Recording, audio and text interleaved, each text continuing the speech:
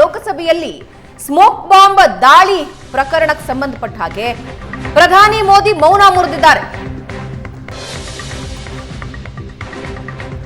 ಪ್ರಕರಣವನ್ನ ನಾವು ಗಂಭೀರವಾಗಿ ಪರಿಗಣಿಸುತ್ತೇವೆ ಅಂದಿದ್ದಾರೆ. ಸಂಸತ್ನಲ್ಲಿ ಸ್ಮೋಕ್ ಬಾಂಬ್ ದಾಳಿ ಗಂಭೀರವಾದ ವಿಚಾರ, ತನಿಖೆಯಲ್ಲಿ ಯಾವುದೇ ನಿರ್ಲಕ್ಷ್ಯ ಮಾಡೋ ಮಾತೇ ಇಲ್ಲ ಅಂದಿದ್ದಾರೆ. ಆರೋಪಿಗಳಿಗೆ ಕಠಿಣ ಶಿಕ್ಷೆಯಾಗತ್ತೆ ಅಂತ ಪ್ರಧಾನಿ ಮೋದಿ ಹೇಳಿದ್ದಾರೆ.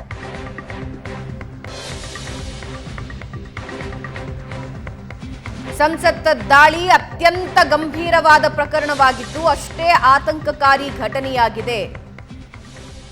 ರಾಷ್ಟ್ರೀಯ ಭದ್ರತಾ ಲೋಪ ಆಗಿರೋದ್ರಿಂದ ಆಳವಾದ ತನಿಖೆ ನಡಿಬೇಕು. ತನಿಖೆಯಲ್ಲಿ ಯಾವುದೇ ನಿರ್ಲಕ್ಷ್ಯ ಮಾಡೋ ಮಾತೇ ಇಲ್ಲ. ಆರೋಪಿಗಳಿಗೆ ಕಠಿಣ ಶಿಕ್ಷೆಯಾಗತ್ತೆ. ಯಾರೊಬ್ಬರು ಇದರಲ್ಲಿ ರಾಜಕೀಯ ಬೆರೆಸಬಾರದು ಅಂತ ಟ್ವೀಟ್ ಮಾಡಿದ್ದಾರೆ. ಇನ್ನು ಮತ್ತೊಂದು ಕಡೆ ಸಂಸತ್ನಲ್ಲಿ ದಾಳಿ ಪ್ರಕರಣ ಸಂಬಂಧ ಮತ್ತಷ್ಟು ಭಯಾನಕ ಸತ್ಯಗಳು ಹೊರಬರ್ತಾ ಇವೆ. 3 ಆತಂಕಕಾರಿ ಅಂಶ ಬಿಚ್ಚಿಟ್ಟಿದ್ದಾರೆ ಸಂಸತ್ ದಾಳಿಕೋರರು. ಬೆಂಕಿ ಹಚ್ಕೊಳ್ಳೋದಕ್ಕೆ ಸಂಚು ರೂಪಿಸಿದ್ರು ಈ ದುಷ್ಕರ್ಮಿಗಳು. ಲೋಕಸಭೆಯಲ್ಲಿ ಸ್ಮೋಕ್ ಬಾಂಬ್ ದಾಳಿಯ ಮತ್ತೊಂದು ರಹಸ್ಯ.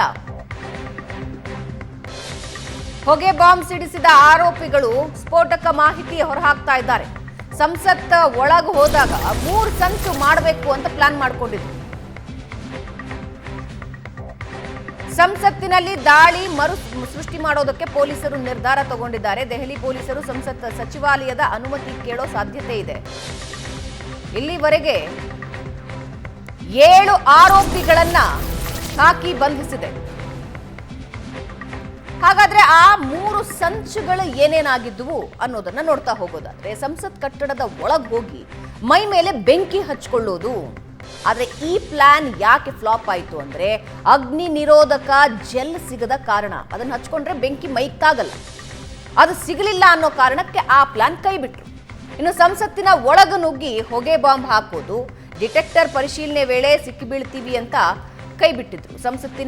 ಸಂಸತ್ತಿಗೆ ನುಗ್ಗಿ ಎಲ್ಲ ಸಂಸದರಿಗೂ ಕರಪತ್ರ ಹಂಚೋದು, ಅದರಲ್ಲಿ ನಿರುದ್ಯೋಗ ಅದು ಇದು ಅಂತ ಒಂದಷ್ಟು ವಿಷಯಗಳನ್ನ ಸೇರಿಸಿ ಕರಪತ್ರ ಹಂಚೋದ್ರ ಮೂಲಕ ಎಲ್ಲರ ಗಮನ ಸೆಳೆಯೋದು ಪ್ಲಾನ್ ಆಗಿತ್ತು. ಸದ್ಯಕ್ಕೆ ಇದರಲ್ಲಿ ಕಲರ್ ಬಾಂಬ್ ಸಿಡಿಸೋದ್ರಲ್ಲಿ ಇವರು ಸಫಲರಾಗಿದ್ದಾರೆ. ಪ್ರಶಾಂತ್, ಆ 3 ಸಂಚುಗಳು ಭಯ ಹುಟ್ಟಿಸೋವಂಥದ್ದು. ಪ್ರಶಾಂತ್, ಮೈಗೆ ಬೆಂಕಿ ಹಚ್ಕೊಳ್ಳೋದು, ಅಗ್ನಿ ನಿರೋಧಕ ಜೆಲ್ ಸಿಗಲಿಲ್ಲ ಅನ್ನೋ ಕಾರಣಕ್ಕೆ ಅದು ನಿಲ್ತು, ಕರಪತ್ರ ಹಂಚೋದು, ನೀವು ಹೇಳಿದ್ರಿ ಇಂಥದ್ದು ಮಾಡೋ ಸಾಧ್ಯತೆ ಇತ್ತು ಅಂತ ಹೇಳಿ. ಅಂದರೆ ಎಕ್ಸಾಕ್ಟ್ಲಿ ಇವ್ರು ಏನು ಮಾಡೋಕ್ಕೆ ಹೊರಟಿದ್ರು ನೋಡಿ ಭಾವನ. ಒಂದು, ಈಗ ಅಗ್ನಿ ನಿರೋಧಕ ಜೆಲ್ ಸಿಗಲಿಲ್ವೋ ಇಲ್ವೋ ಅದು ಈಗ ತನಿಖೆಯ ಭಾಗ.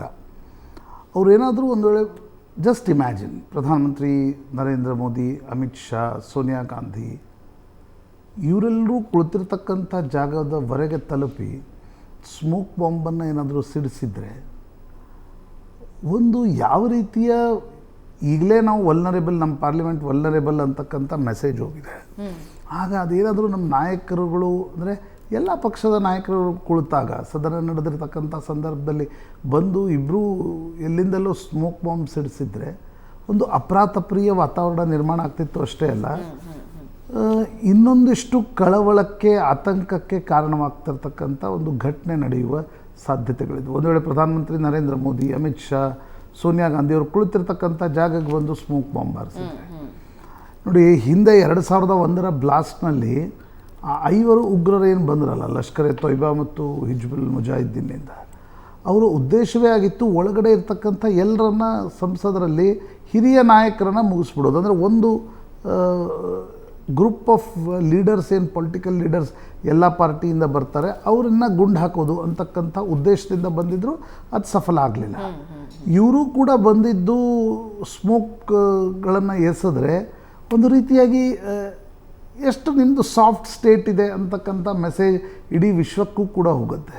ಅಂದರೆ ನಿಮಗೆ ನಿಮ್ಮ ಸಂಸತ್ತಿನ ಭದ್ರತೆಯನ್ನು ಮಾಡ್ಕೊಳ್ಳಿಕ್ಕೆ ಸಾಧ್ಯ ಆಗಲಿಲ್ವಾ, ನಿಮ್ಮ ಪ್ರಧಾನಿಯ ಭದ್ರತೆಯನ್ನು ನೋಡ್ಕೊಳ್ಳಿಕ್ಕೆ ಸಾಧ್ಯ ಆಗಲಿಲ್ವಾ ಅಂತಕ್ಕಂಥ ಮೆಸೇಜ್ ಕೂಡ ಬರುತ್ತೆ. ಆ ದೃಷ್ಟಿಯಿಂದ ಮಾಡ್ತಾ ಇರ್ಬೋದು. ಕರಪತ್ರ ಒಂದು ವೇಳೆ ಅವರು ಒಳಗಡೆ ಕೊಡಲಿಲ್ಲ ಅಂದರೆ ಹೊರಗಡೆ ಕೊಡಲಿಕ್ಕೆ ಅವಕಾಶ ಇತ್ತು. ಈಗ ಅವ್ರು ಕರಪತ್ರ ಒಳಗಡೆ ಚೆಲ್ಲೋರಾಗಿದ್ದರೆ ಹೊರಗಡೆ ಚೆಲ್ಲಿದ್ರು ಕೂಡ ಅವ್ರ ಮೆಸೇಜ್ ಹೋಗ್ತಿತ್ತು. ಅವ್ರು ಕರಪತ್ರ ಚೆಲ್ಲಿಲ್ಲ. 4ನೇ ಅಂಶ ಈಗ ನಿರುದ್ಯೋಗ ಬೇರೆ ಎಲ್ಲ ಸಂಗತಿಗಳನ್ನು ಹೈಲೈಟ್ ಮಾಡಿ ಹೇಳಲಾಗ್ತಾ ಇದೆ. ಆದರೆ ಅದು ಎಷ್ಟರ ಮಟ್ಟಿಗೆ ಯಾಕೆ ಮಾಡಲಾಯಿತು ಅಂತಕ್ಕಂಥದ್ದು ಈಗ ಮೊನ್ನೆ ಯಾರೊಬ್ಬರು ಸಂಸದರು ಹೇಳ್ತಾಯಿದ್ರು, ಇಲ್ಲ ಅದು 13 ಕಾಕತಾಳೀಯ, ಅವ್ರು 13ಕ್ಕೆ ಮಾಡಬೇಕು ಅಂತಿರಲಿಲ್ಲ, 11ಕ್ಕೂ ಮಾಡ್ಬೋದಿತ್ತು, 8ಕ್ಕೂ ಅವ್ರು ಪಾಸ್ಗಳನ್ನು ಕೇಳಿದರು. ಆಗ ಅವ್ರಿಗೆ ಬೇರೆ ಬೇರೆ ಸಂಸದರಿಂದ ಪಾಸ್ ಸಿಕ್ಕಿಲ್ಲ. ನಂತರ ಬಂದು ಪ್ರತಾಪ್ ಸಿಂಗ್ ಮಾತ್ರ 13ಕ್ಕೆ ಪಾಸ್ ತೆಗೆದುಕೊಂಡ್ರು ಅಂತಕ್ಕಂಥದ್ದು. ಅಂದರೆ 13 ಕಾಕತಾಳೀಯ ಆಗಿದ್ದರೆ ಆ ಸಂದರ್ಭದಲ್ಲಿ ಇವರು ಯಾವ ಸಂಘಟನೆಗೆ ಸೇರಿದವರು, ಎಲ್ಲ ಪ್ರಶ್ನೆಗಳು ಎಲ್ಲ ವಿಚಾರಣೆಯ ಹಂತದಲ್ಲಿವೆ. ಅದರ ಹಿಂದೆ ಮೊದಲ ಬಾರಿ ಪ್ರಧಾನಮಂತ್ರಿ ನರೇಂದ್ರ ಮೋದಿ ಒಂದು ಸ್ಟೇಟ್ಮೆಂಟನ್ನು ಮಾಡಿದ್ದಾರೆ. ನನಗನ್ಸುತ್ತೆ ನೋಡಿ, ಒಂದು ಕಡೆ ವಿರೋಧ ಪಕ್ಷಗಳು ಕೂಡ ಇದನ್ನು ಪೊಲಿಟಿಸೈಸ್ ಮಾಡ್ತಾ ಇದೆ, ಇನ್ನೊಂದು ಕಡೆ ಸರ್ಕಾರದಲ್ಲಿರ್ತಕ್ಕಂಥ ಆಡಳಿತ ಪಕ್ಷ ಕೂಡ ಈ ಘಟನೆ ನಡೆದ ಕ್ಷಣ ಒಂದು ಸೆನ್ಸ್ ಆಫ್ ಹೌಸನ್ನು ತೆಗೆದುಕೊಳ್ಳತಕ್ಕಂಥದ್ದು, ಎಲ್ಲ ವಿಪಕ್ಷಗಳ ನಾಯಕರಿಗೆ ಮಾತನಾಡಲಿಕ್ಕೆ ಅವಕಾಶ ಕೊಡ್ತಕ್ಕಂಥದ್ದು, ಒಂದು ಸರ್ವ ಪಕ್ಷಗಳ ಸಭೆ ಕರೆದು ಏನಾಗಿದೆ, ಯಾರ ಹುಡುಗರು ಅಂತಕ್ಕಂಥದ್ದರ ಬಗ್ಗೆ ಮಾಹಿತಿಯನ್ನು ಕೊಡ್ತಕ್ಕಂಥದ್ದನ್ನು ಸರ್ಕಾರ ಮಾಡ್ಬೋದಿತ್ತು. ಆದರೆ ಸರ್ಕಾರ ಕೂಡ ಮಾಡಲಿಲ್ಲ. ವಿಪಕ್ಷಗಳು ಕೂಡ ಇದನ್ನು ಇಲ್ಲ ನಿರುದ್ಯೋಗದ ಕಾರಣದಿಂದ ಇಂಥ ಘಟನೆಗಳು ನಡೀತಾ ಇವೆ ಅನ್ನುವ ಒನ್ ಲೈನ್ ಸ್ಟೇಟ್ಮೆಂಟ್ ಮಾಡಿ ಇದಕ್ಕೊಂದು ರೀತಿಯಾಗಿರ್ತಕ್ಕಂಥ ಬ್ಯಾಕಿಂಗನ್ನು ಕೊಡುವ ಪ್ರಯತ್ನವನ್ನು ಮಾಡ್ತಾ ಇದ್ದಾರೆ. ನಿಶ್ಚಿತವಾಗಿ ನೋಡಿ, ಪಾರ್ಲಿಮೆಂಟ್ ನಡೆದಾಗ ನಮ್ಮ ಕಡೆ ಒಂದು ಪದ್ಧತಿ ಇದೆ, ಪಾರ್ಲಿಮೆಂಟ್ನಲ್ಲೇ ಈ ನಾಯಕರು ಮಾತಾಡಬೇಕು ಅಂತಕ್ಕಂಥದ್ದು. ಗೃಹ ಸಚಿವರು ಹೋಗಿ ಯಾವುದೋ ಒಂದು TV ಚಾನಲ್ ಕುಳಿತುಕೊಂಡು ಮಾತನಾಡಿದರು, ರಕ್ಷಣಾ ಸಚಿವರು ಇದ್ರ ಬಗ್ಗೆ ಹೇಳಿಕೆಯನ್ನು ಕೊಟ್ಟರು.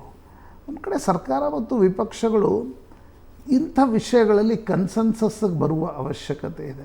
ದೇಶದ ಜನರಿಗೆ ನಾವು ಇಂಥ ವಿಷಯಗಳಲ್ಲಿ ಒಟ್ಟಿದ್ದೀವಿ ಅನ್ನೋದನ್ನು ಹೇಳುವ ಅವಶ್ಯಕತೆ ಇದೆ. ಅದೆಲ್ಲೋ ಒಂದು ಕಡೆ ಕಮ್ಯುನಿಕೇಷನ್ ಗ್ಯಾಪ್ ಇದೆಯೋ, ಅಥವಾ ಎರಡೂ ಪಾರ್ಟಿಗಳ ನಡುವೆ ಇಷ್ಟು ಕಾಂಪಿಟೇಟಿವ್ ಪಾಲಿಟಿಕ್ಸ್ ನಡೆಯುತ್ತೆ, ಆ ರೀತಿ ಮಾಡಲಿಕ್ಕೆ ಸಾಧ್ಯ ಆಗಲ್ವೋ, ಅಥವಾ ಎಲ್ಲೋ ಒಂದು ಕಡೆ ಈಗೋ ಸಮಸ್ಯೆ ಇದೆಯೋ, ನಿಶ್ಚಿತವಾಗಿ ಸ್ಪಷ್ಟವಾಗಿ ಕಾಣ್ತಾ ಇದೆ. ಈ ಘಟನೆ ನಂತರ ಐ ಥಾಟ್ ಒಂದು ಸ್ಪೀಕರ್, ಎರಡೂ ಸದನಗಳಲ್ಲಿ ಸ್ಪೀಕರ್ ಮತ್ತು ಸಭಾಪತಿಗಳು ಸೆನ್ಸ್ ಆಫ್ ದ ಹೌಸ್ ತೆಗೆದುಕೊಳ್ತಾರೆ. ಹಾಗಾಗಲಿಲ್ಲ. ಯಾರು ಪ್ರತಿಭಟಿಸ್ತಿದ್ರು ಆ ಎಲ್ಲ ಸಂಸದರನ್ನು ಎಕ್ಸ್ಪೆಲ್ ಮಾಡಲಾಯಿತು. Expulsion is it good for parliamentary democracy? ವಿಪರೀತ ಪ್ರಕರಣಗಳಲ್ಲಿ ಸರಿ, ಆದರೆ ಪದೇ ಪದೇ ಎಕ್ಸ್ಪಲ್ಷನ್ ಮಾಡ್ತಕ್ಕಂಥದ್ದು ಆ ಎಕ್ಸ್ಪಲ್ಷನ್ನ ಮಹತ್ವ ಕೂಡ ಕಡಿಮೆ ಮಾಡುತ್ತೆ ಅಂತ ನನಗನ್ಸುತ್ತೆ. ಇದರ ಜೊತೆಗೆ ಒಂದಷ್ಟು ಸಿಬ್ಬಂದಿ ಕೊರತೆನೂ ಈ ಎಲ್ಲ ಘಟನೆಗೆ ಕಾರಣ ಆಯಿತು ಅಂತ ಹೇಳಲಾಗ್ತಿದೆ, ಹೌದಾ? ನಿಶ್ಚಿತವಾಗಿ ಸಿಬ್ಬಂದಿಗಳ ಕೊರತೆ ಇದೆ. ಆಮೇಲೆ ಯಾವ್ಯಾವ ಮಷಿನ್ಸ್ಗಳಿವೆ, ಯಾವ್ಯಾವ ಎಕ್ವಿಪ್ಮೆಂಟ್ಸ್ ಇವೆ, ಅವುಗಳನ್ನು ಉಪಯೋಗಕ್ಕೆ ಒಂದು ಟೆಕ್ನಿಕಲ್ ಎಕ್ಸ್ಪರ್ಟೈಸ್, ಟೆಕ್ನಿಕಲ್ ಟ್ರೈನಿಂಗನ್ನು ಕೊಡ್ತಕ್ಕಂಥ ಅವಶ್ಯಕತೆಯೂ ಇದೆ. ಒಂದು ರೀತಿ ಕ್ಯಾಶುವಲ್ ಅಪ್ರೋಚ್ನಲ್ಲಿ ಸೆಕ್ಯೂರಿಟಿ, ಕ್ಯಾಶುವಲ್ ಅಂದರೆ ನಾನು ಈಗ 6 ಕಡೆ 7 ಕಡೆ ಚೆಕಿಂಗ್ ಮಾಡ್ತಾರೆ, ಅದ್ರ ಬಗ್ಗೆ ಇಲ್ಲ ಅಂತಿಲ್ಲ. ಆದರೆ ಇನ್ನಷ್ಟು ಸೆಕ್ಯೂರಿಟಿ ಅಪಾರೇಟಸ್ನನ್ನು ಅಪ್ಗ್ರೇಡ್ ಮಾಡ್ತಕ್ಕಂಥ ಅವಶ್ಯಕತೆ ಇದೆ ಅಂತಕ್ಕಂಥದ್ದು ಇದರಲ್ಲಿ ಕಾಣುತ್ತೆ. ಲೋಕಸಭಾ ಏನು ವ್ಯವಸ್ಥೆ ಇದೆ ಅದು ಆಧುನಿಕ ತಂತ್ರಜ್ಞಾನ ಅಂತ ಹೇಳ್ತಾ ಇದ್ದಾರೆ. ಆದರೆ ಎಲ್ಲೋ ಒಂದು ಕಡೆ ಭದ್ರತೆ ನೀಡೋದ್ರಲ್ಲಿ ಅಪ್ಡೇಟ್ ಆಗದೆ ಇರೋದು ಇದಕ್ಕೆ ಸಮಸ್ಯೆ. ಭದ್ರತೆ ನೀಡೋದ್ರಲ್ಲಿ ಅಪ್ಡೇಟ್ ಅಂತ ನಾನು ಹೇಳ್ತಾ ಇಲ್ಲ, ಆದರೆ ಇನ್ನೂ ಈಗ ಬಾಡಿ ಸ್ಕ್ಯಾನಿಂಗ್ ಇದೆ. ಈಗ ಅದು ಶೂಸ್ ಅದರಲ್ಲಿ ಬರಲ್ವಾ, ಯಾಕೆ ಬರಲ್ಲ, ಅದನ್ನು ನೋಡಲಿಲ್ವಾ, ಈ ಎಲ್ಲ ಸಂಗತಿಗಳು ಭದ್ರತಾ ವೈಫಲ್ಯದ ಕಾರಣ ಏನಿದೆ ಅದು ಸ್ಪಷ್ಟವಾಗಿ ಮೇಲ್ನೋಟಕ್ಕೆ ಎದ್ದು ಕಾಣ್ತಿದೆ. ಅದಕ್ಕೆ ನಿಮ್ಗೆ ರಾಕೆಟ್ ಸೈನ್ಸ್ ಬೇಕಾಗಿಲ್ಲ, ಅದಕ್ಕೆ ಭದ್ರತಾ ಅಧಿಕಾರಿಗಳೇ ಬಂದು ವೈಫಲ್ಯ ಆಗಿದೆ ಅಂತಕ್ಕಂಥ, this is a failure of a security apparatus. ನಿಶ್ಚಿತವಾಗಿ ಅದನ್ನು ಸರಿಯಾಗಿ ಅಪ್ಡೇಟ್ ಮಾಡ್ತಕ್ಕಂಥ, ಅಪ್ಗ್ರೇಡ್ ಮಾಡ್ತಕ್ಕಂಥ, ಇನ್ನಷ್ಟು ಕ್ಯಾಶುವಲ್ ಅಪ್ರೋಚ್ನಿಂದ ಹೊರಗಡೆ ಬಂದು ಕಾಂಪ್ಲಿಸೆನ್ಸಿಯಿಂದ ಹೊರಗಡೆ ಬರೋ ಅವಶ್ಯಕತೆ ಇದೆ ಅಂತ ನನಗನ್ಸುತ್ತೆ. ರೈಟ್. ಇದರ ಜೊತೆಗೆ ದಾಳಿಕೋರರು ಇನ್ನೂ ಏನೆಲ್ಲ ವಿಷಯಗಳನ್ನು ಹೊರಗೆ ತರ್ತಾರೆ ಅನ್ನೋದು ಸದ್ಯದ ಕುತೂಹಲ ಆಗಿದೆ.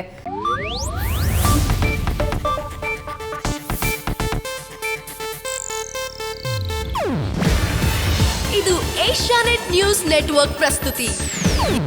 ನೀವು ನೋಡ್ತಿದ್ದೀರಾ ಏಷ್ಯಾನೆಟ್ ಸುವರ್ಣ ನ್ಯೂಸ್.